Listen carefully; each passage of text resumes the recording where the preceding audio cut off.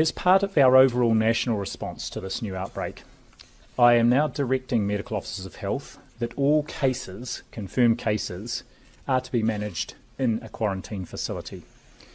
Now, this is different to how positive cases were managed when we were last at levels 4 and indeed 3, and shows how serious we are about limiting any risk of ongoing transmission, even in self-isolation and including to others in the household. This will apply to any cases and also close family members who might be at risk as appropriate. A reminder, these facilities have been set up specifically and have excellent processes and resources in place to look after people with COVID-19, including health staff on site at all times, and it will help us avoid any further inadvertent spread into the community as part of our overall response.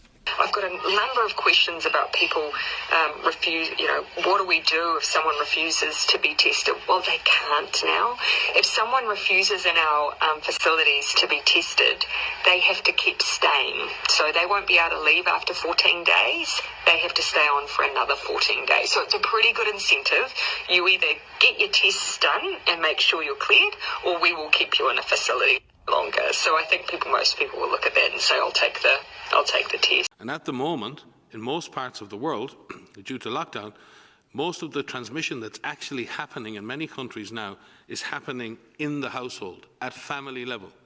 In some senses, transmission has been taken off the streets and pushed back into family units. Now we need to go and look in families to find those people who may be sick and remove them and isolate them in a safe and dignified manner. The next question, the member for Lanark, Frontenac, Kingston. Thank you, Speaker. My question is to the Premier. In my supplemental question yesterday, I asked this government if the people of Ontario should prepare for internment camps. In September, the federal government posted a call for expressions of interest for contractors to supply, provide and manage quarantine isolation camps throughout every province and every territory in Canada. These quarantine isolation camps, however, are not limited to people with COVID, but provide a wide latitude for many people to be detained. Surely this government is aware of the intentions to build these isolation camps from coast to coast. And my question to the Premier is, how many of these camps will be built, and how many people does this government expect to detain? Question. Government House Leader. Thank you, Mr. Speaker.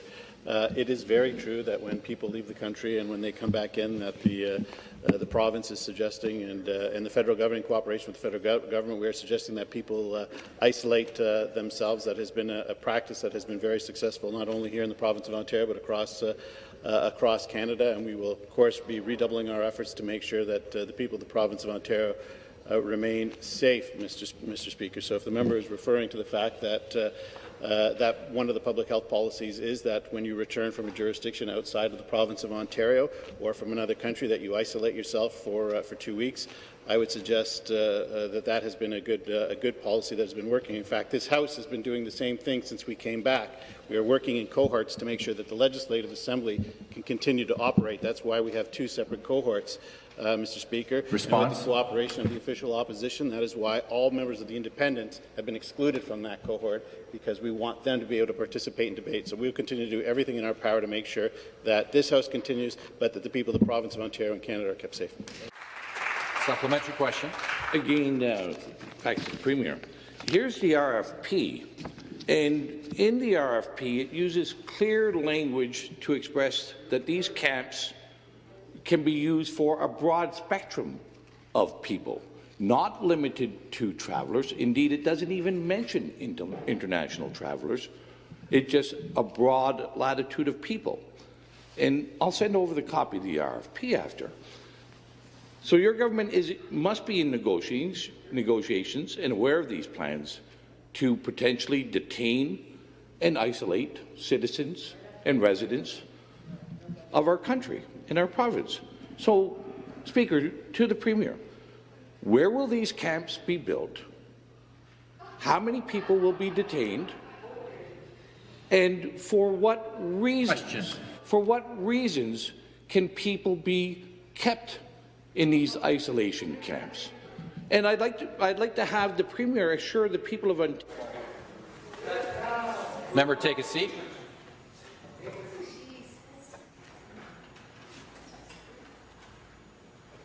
The next question.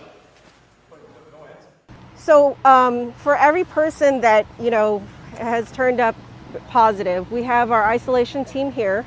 We're assessing their individual needs to ensure that if they are positive, depending on the situation, their home situation, if their home is not suitable or conducive for home isolation, then of course we offer the isolation facility. And that's why we have the buses here today to be able to transport them to our isolation facility. We also realize that as we find more contacts, some of the people we find are going to have trouble being isolated. For instance, if they live in a home where there's only one bathroom and there are 3 or 4 other people living there and those people don't have COVID infection, we're not going to be able to keep the person in that home. Every person who we're isolating, for instance, needs to have their own bathroom. And so we'll be moving people like this into other kinds of housing that we have available.